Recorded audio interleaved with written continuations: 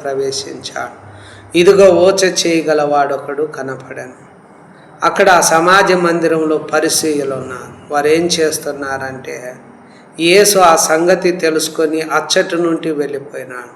అక్కడున్న పరిసయ్యులు యేసు మీద నేరాలు మోపుతున్నారు, ఆయనకు విరోధంగా ఆలోచనలు చేస్తున్నారు.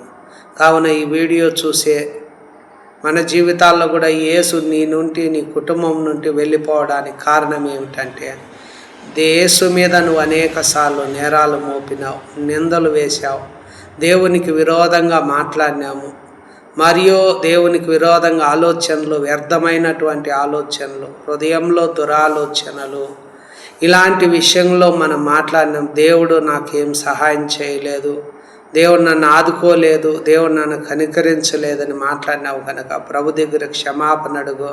ప్రభు నిన్ను కనికరించి స్వస్థపరుస్తాడు.